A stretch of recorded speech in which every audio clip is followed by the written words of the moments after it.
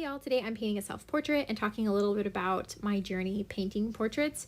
If you'd asked me 4 or 5 years ago if I would ever do a series of work around portraits, I would have probably laughed at you. I genuinely had no interest in portraiture. In college, we spent our first 3 semesters of drawing and painting classes just doing still life and academic studies and master studies. By the time we got to choose whatever we wanted to paint, I did landscapes and I kind of stuck with that for a while.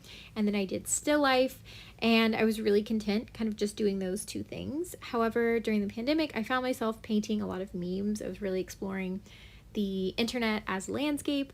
And if you're familiar with memes, a lot of them contain people.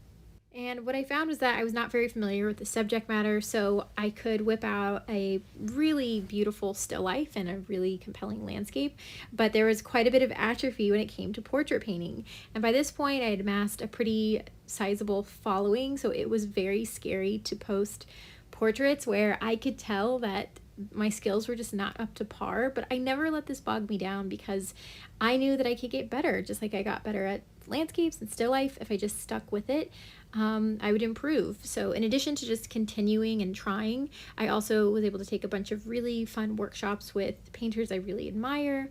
And from all of these things together, I think I've got to where I really enjoy portraits, and I feel like I've gotten pretty good at them. So it's just exciting, and I just want to really encourage you guys that, if you feel intimidated by a different subject matter, whether that's landscape, portrait, whatever, just know that you can grow and just trust in your ability to continue to learn as an artist.